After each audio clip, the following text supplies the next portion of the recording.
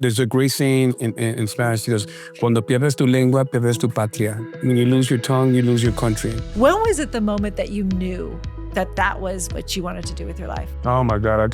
What do you want me to start? I mean, when a human, right, immigrates to the United States, there's an assimilation that happens and there's a change. So it would only be natural that the same thing would happen with food. If you weren't going to be a chef, a little birdie told me that you wanted to be a mariachi singer. Is that true? Me cansé de rogarle. Me cansé de decirle que yo sin ella de pena muero. The reason why I wanted to do this podcast a lot was to talk to immigrants, obviously, because we all like talking to each other and learning about each other, but also to everyone else. It's like we're all really immigrants. Life will never be perfect, but it can be purposeful. You know, it's like if you play soccer. If you play soccer, you're going to make a friend or an enemy anywhere in the world. But if you cook, you're going to make a friend. Well, salud. I think.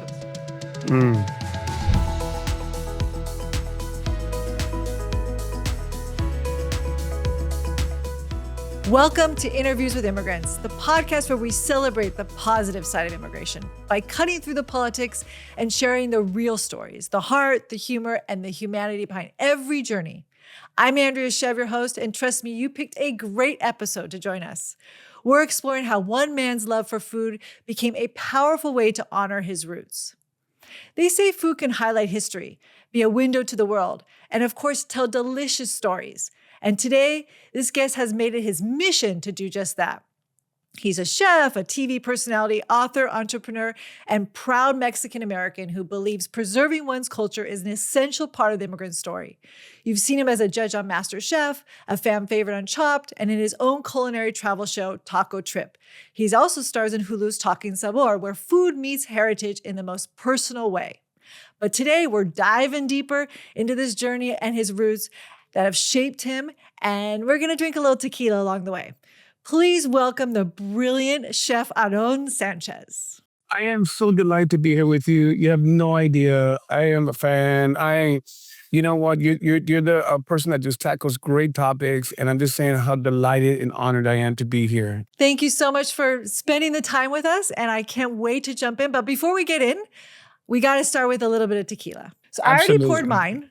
Okay, we're doing Cazadores tequila. I have all of them here, but I'm going to just do the Blanco right now. So I just wanted to, before we start into your life, I wanted to give you time to give me perspective on tequila and the Mexican identity. Where is the connection between tequila and Mexican identity? Well, I mean, it's funny because our family has, in Chihuahua and Sonora, my family are ganaderos, which means cattle ranchers and manage cattle. But, up in the north, tequila, yes, it's drank. Yes, it's celebrated. But, we have other spirits that are derived from agave and other things like sotol and bacanora and all these other different things. But when you argue about what is the most Mexican state of all Mexican states, you're talking 32 states. We have, my dear compadre here, Manny, nowadays kind of designated some places of Mexico City as their own states, but 32 to be clear.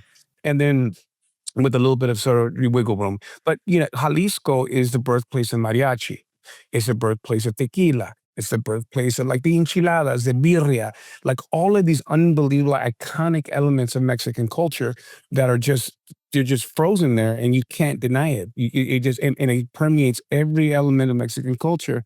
So, and tequila, I really believe has the presence of it. You know what I'm saying? Like the OG status of like, when you think of Mexicans, you think you think of taco or guacamole, but when it comes to spirit, you know what I mean? Well, salud. I think. It's a good way to start the Absolutely. podcast. And Absolutely. And you know what they say? Like when you drink a little bit in the morning, like sommeliers like to drink at 11 and 10 in the morning. Oh, then I am like right on time. I'm like perfect then. All day long, because it's like your palate is more astute at that time. So. All right, let's jump in. Let's start with your early years of your life. I know you were born in El Paso, Texas, which is right near the border of Mexico.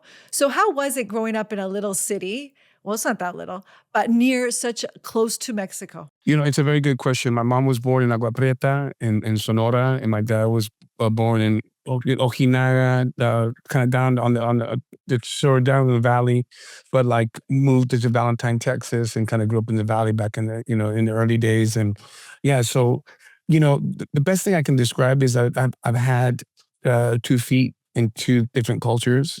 So for Spanish is my first language. It's to be very honest, it's the most I feel most comfortable in at times. And growing up in El Paso, Texas, till my daddy was still alive, it was always going to Mexico in the summers and visiting with my cousins at the ranch in Mexico, and they would give me, a bunch of crap about being a city slicker and all that kind of stuff. So it was very much bicultural, but we always spoke Spanish. And there's a great saying in Spanish. It goes, "Cuando pierdes tu lengua, pierdes tu patria." When you lose your tongue, you lose your country. And it's so important. And I'm so grateful that all of my family instilled those virtues about, connecting with the language, because it allowed me to connect and allowed me to stay in touch. Yeah. And then it was good. I felt very Mexican, but when we moved to New York, it was like a very different vibe. So 2 things I want to hit on. The whole thing about the language is so important.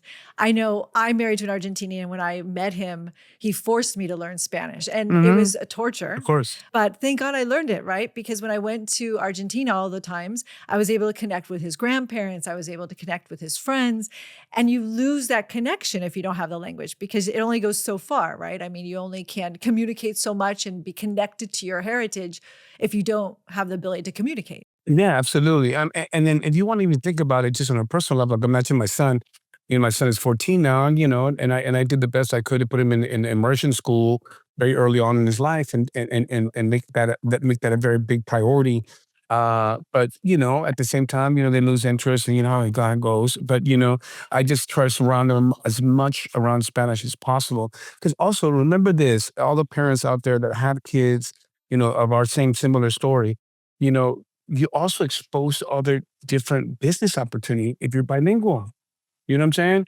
My twin brother had an opportunity to go to Santiago, Chile when he got out of law school, and like literally go out there and do his thing because he spoke Spanish. You know what I'm saying? So there's a lot of opportunity just about the culture. Yeah. And there's a lot of places you can go in the world if you speak Spanish, especially Spanish, that you can have connection with the people that you would never have if you don't have that second language. So yes, Absolutely. language is key. The big question is, when you move from El Paso to New York, but the big question to me, and probably a lot of people that are listening to the show, because this show's called Interviews with Immigrants, but technically you're really not an immigrant, right? I mean, technically you were born in the United States in El Paso, Texas. So really you're not an immigrant. But I argue that's not really the case. And there's so many people in this country that are in your position, that were born here, but grew up in their bubble, right, of a Mexican family or an Italian family or a Cuban family or whatever it is.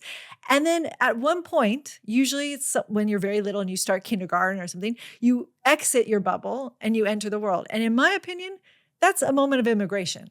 So for you, I would argue maybe the moment of immigration is when you left with your mom from El Paso and you moved to New York. Yeah, it's very interesting, Andrea, that you bring that up, because I do feel my mom says I'm bringing up my boys Mexican.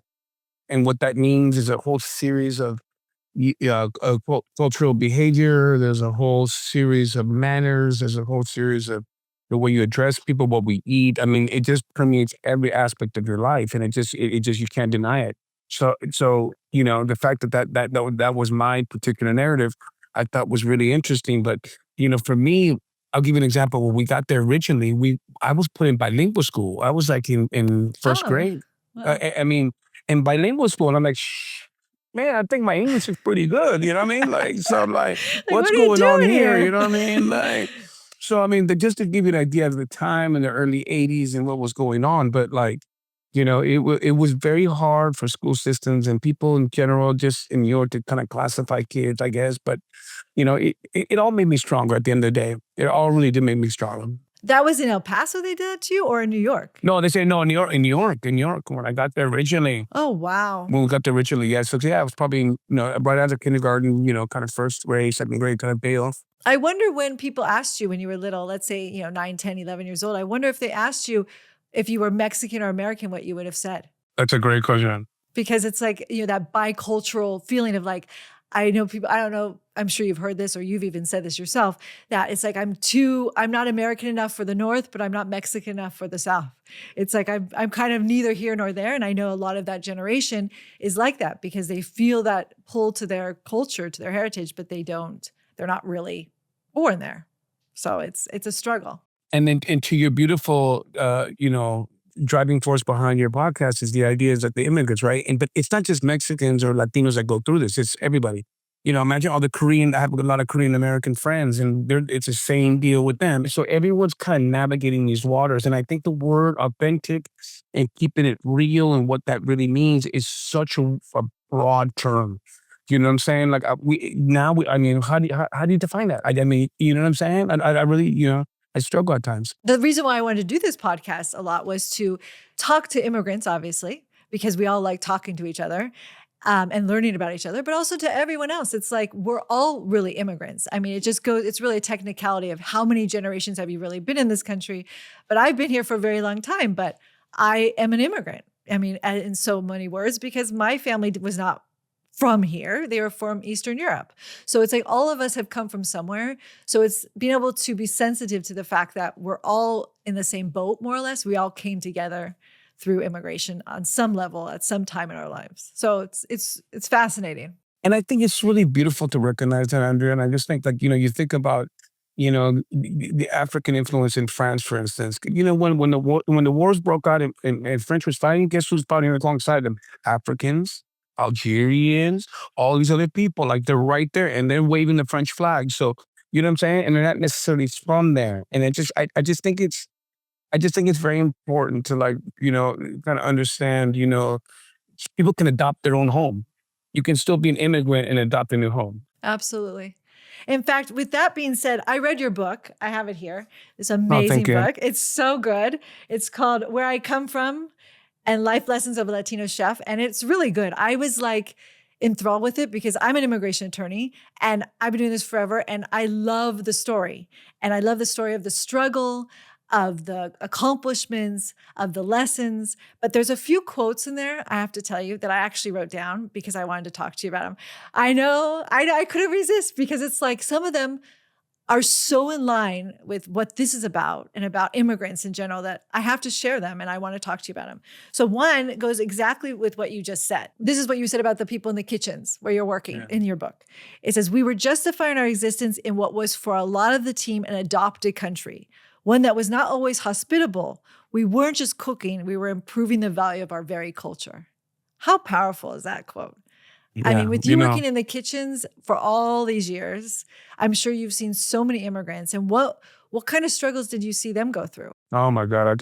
What do you want me to start? I mean, let's forget any policy, anything else. Obviously, we're not talking about that, but it's more about. All I know is I saw young Mexican guys, ladies coming to me and said, "I want an opportunity," and that's all.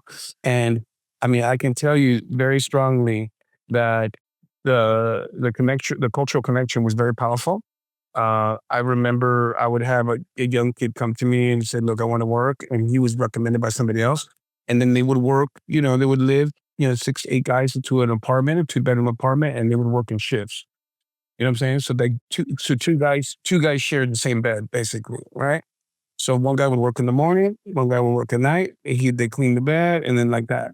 And that was kind of like a big part of it. And, especially in New York, the big joke is that the majority of Mexicans that immigrate to New York are from Puebla, right? From the state of Puebla. So the big joke is it's called Puebla York instead of Nueva York.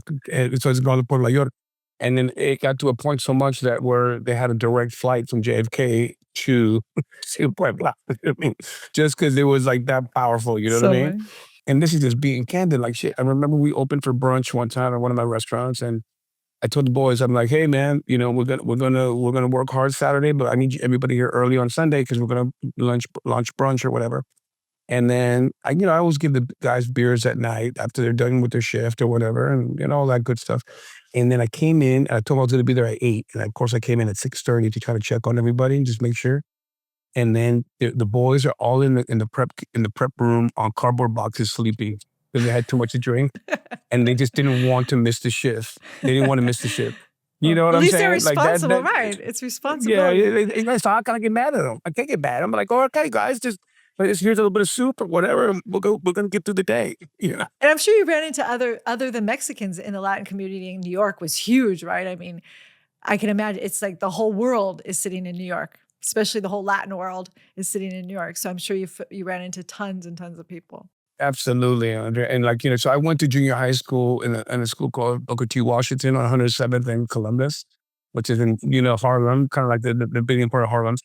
And at that time, there was very few Mexicans in New York in general. But so all people I went to school with were Cuban, Dominican, Puerto Rican, you know what I mean? But I played basketball. So all my friends were African American. So it was like A kind of like big this mix. weird, it was like kind of this weird thing, you know what I mean? Where I was just like, I played ball and, my buddies were this and that, whatever.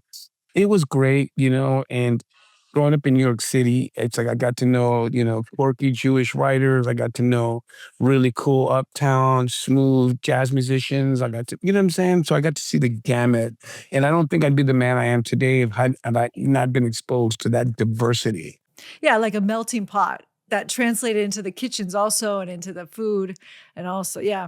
There's one more quote before we move on that I need to do, which this one actually put the hair on the back of my neck. It stood up a little bit. It's a powerful thing to taste food associated with a personal memory.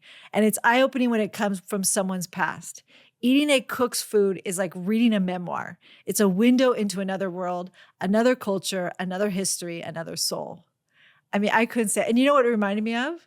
It reminded me of Ratatouille. You remember the movie Ratatouille? Yeah, of course. My favorite. When he's sitting at the table and he eats the Ratatouille, the critic, and it takes him back to his mom's table when he was a little boy. Exactly.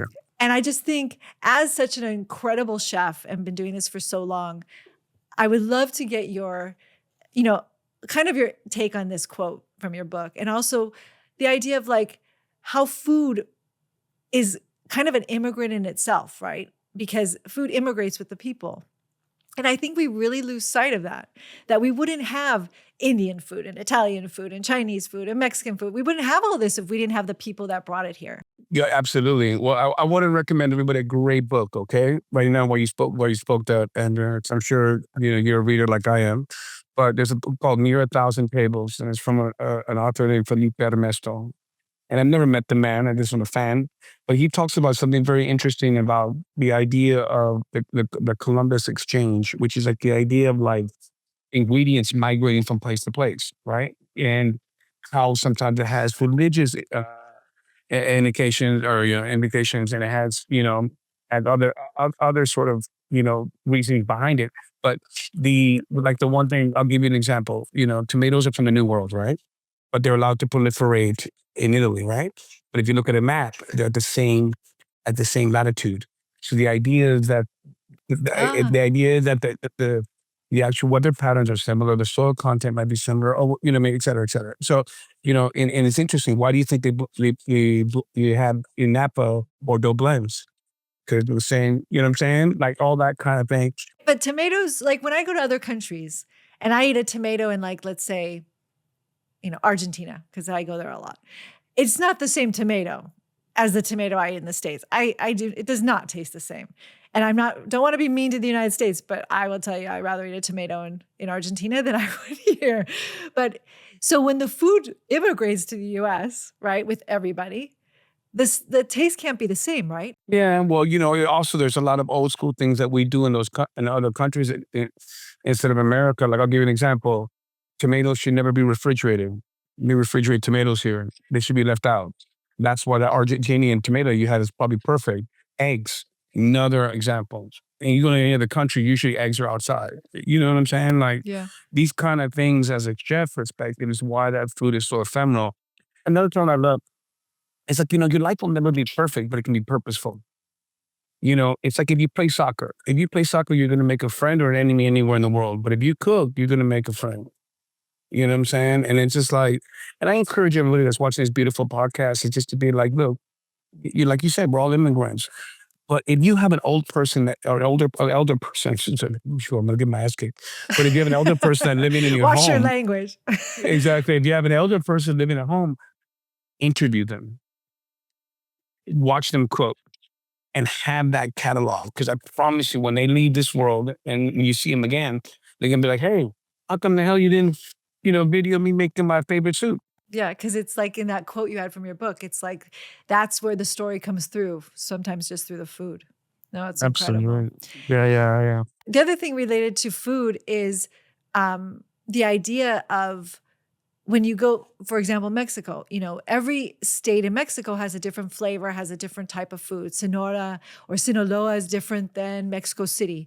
And it's funny because in the United States, a lot of what we identify is everything's the same, right? We're going to go eat Mexican tonight. We're going to go eat Italian tonight. We're going to eat Chinese tonight. It's not really this idea of that specific food from specific places. I will tell you, and I'm sure you know way better than I know, that there are little holes in the walls all over the US that, have food from Sinaloa, someone who's from Sinaloa cooking Sinaloan food.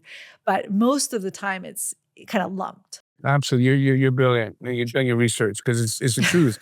I hate the idea of like, oh, what's the next trend? And I talk to my compadre Manny about this all the time. He's Chilango, so I hate to say it, but the Chilangos are. You know what the word fresa means? Uh-huh. Fresa is like when you're like kind of highfalutin. You're like so everyone from Mexico City is but that's like more like rich people. Manny's not rich. He's rich in France and he's rich in love. And The best. one of the things that's very interesting is like, when you have somebody like a compadre, you should have a comadre. I'm sure you have a comadre, right? So your compadre is like a double best friend. It's like your brother. But like, you know what I mean? So when I say my compa, everyone knows what's up. You know what I mean? It's like we've gone to another level of like protection and care and love. So, but when it comes to that, I get asked all the time, what's the next trend? And the one trend I say, there's going to be a regionality of Mexican food. There's going to be specific spots that are going to dedicate to certain regions of Mexico. I mean, we're seeing it with the birria quesadilla and all that kind of shit. And that's just like a bar snack in Mexico, to be honest. Like Manny and I would go to Mexico or Jalisco. We're never going to go and say, oh, me antoja una birria quesadilla. No, we're going to go to Palenque and get a proper birria. That's what we're going to go do. Or we're going to get a torta ahogada. You know what I'm saying? Nice and sloppy. We're going to do all of that good stuff. So it's just like, it's very interesting to say that. But go to Mexico City.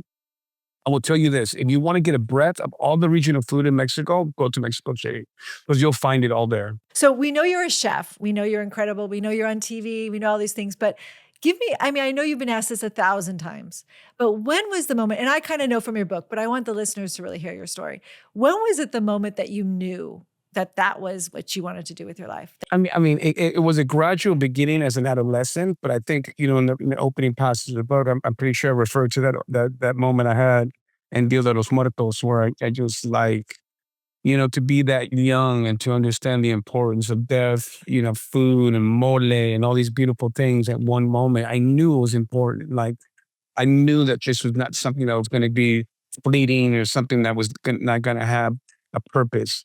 So I wanted to make sure that I can pay homage. And I'll tell you really honestly, I didn't tackle Mexican food very early in my career because I was like, my mama told me, she goes, you need to be learned on this food, son. You need to be learned. And I said, okay, so I started doing Nuevo Latino. I started doing all of that stuff, like kind of an amalgamation of like Latin cultures. And then when I felt that I was studied enough, then I opened a Mexican restaurant. Is that when you opened Centrico? Yes, when I always said that was like the yeah. homage to Mexico. Yeah. And how did it feel to finally do that after all those years? Well, it's interesting. My mom and, the Zarela Martínez, a great pioneer in Mexican cuisine in New York City and just the doyen and, the woman, my hero. But the idea of her being so critical with me and giving me tough love about the food. And then we got reviewed in the New York Times at the same time, which was insane. She lost stars. I gained stars. It was like, oh, crazy shit. I'm like, wow. So, but I felt it was time, it was 2003, 2004. I mean, that's 20 years ago, you know what I mean? So I thought I was ready. And did you have competition with your mom? Absolutely. She like, I'll give you an example. She called me to, what you doing? I go, like, I don't know, I'm scared. Like, to tell her I'm not at the restaurant. She goes, be at your restaurant, boy. Go to your restaurant. Why are you at your restaurant? I go, Mom, I'm down the street. I'm going to get fish at Wild Edibles or some shit like that. And she'd be like, go to your restaurant now. So which of your restaurants do you think would be the most significant out of all the restaurants? Oh my God, Paladar, my baby. It was everything. Every chef should have their first restaurant where they cut their teeth and just be, not bashful and just speak to food that talks to you. You know what I'm saying? And I was very blessed. And I would literally like get whatever I made the night before. I would go to the farmer's market in Union Square. I would pick up ingredients and I would make a menu on a chalkboard. Me and three immigrants, four immigrants, and myself included, and we would just roll. We would roll, and it was when New York was and the Lower East Side was popping. It was just busy. Like we never thought we were not going to be busy. You know what I'm saying? And it was just like we were always jammed, and it was just great. It was like an electric steel every day when I walked in that room in that building. I was like, what? And why did that story end? Why did you close that restaurant? Because you know what ends up happening, Andrea? I mean, it's like just a corporatization of restaurants. Sadly, what ends up happening is, and it just, I'll give you an example. If I was a sous chef working for me or whatever, somebody else, and they want to go out and venture on their own, absolutely, I support you 100%. But what you would do is you would assume another restaurant that was fledgling, and you would do something called key money. You would offer the money to assume their lease and anything inside. And you would start again, a little refurbished, rename it, But now that can't happen because now all those old school restaurants in New York are being a Chase Bank, Dwayne Reed, a CDS Bank. You know what I'm saying? So for a young person to strive out and go on their own, you need an enormous amount of capital. And it's a shame, And I really encourage everyone that's listening to this, the chef or in the culinary world, is, think about other markets. Don't go to the big boys necessarily. You can be in a really full set. Well, I don't say secondary city, but another city where you can have a great family life and you can also do well. So you're known as like almost an ambassador to Mexican food, right? Do you feel pressure for holding that kind of title? Absolutely. And inevitably, I'm sorry, Andrea, and to everyone that's watching, you go to a French restaurant, Italian restaurant. Who do you think is in the kitchen cooking? Your pasta, your Italian pasta. It's usually Latino. I'm sorry, So it's like, so when I walk into a damn restaurant, everyone comes out and they're like, that's Aarón, that's our guy. So I represent every cook, every immigrant in the kitchen, and in some short way, because they're like, that's our guy. Well, they're very lucky to have you, that's for sure, because to have the face and what you're doing for the community and everything is incredible. And one reason why I wanted to have you on this show, because I see what's going on out there. As an immigration attorney, I see a lot. And, I really, I'm sure they're very happy to have you in that position. The idea being is that you're on the front lines. My twin brother is a lawyer. I understand how hard it is, and you're doing God's work. And it's a really beautiful thing, Andrew. And that's the reason I wanted to come on the show, because I'm just the guy. I understand exactly what you're facing because I've dealt with it in kitchen, and I've seen policy change. I've donated, I've fronted kids money to go back to Mexico to see their families. I've done all of that. Yeah, I think it's so important for us to all celebrate the immigration and try not to let TV and politicians, dictate what we believe an immigrant is. I mean, that's really what it is. But I know I'm going to lose you soon. So I'm going to ask you a couple of the other things I'm dying to know. If you weren't going to be a chef, a little birdie told me that you wanted to be a mariachi singer. Is that true? Me cansé de rogarle. Me cansé de decirle que yo sin ella de pena muero.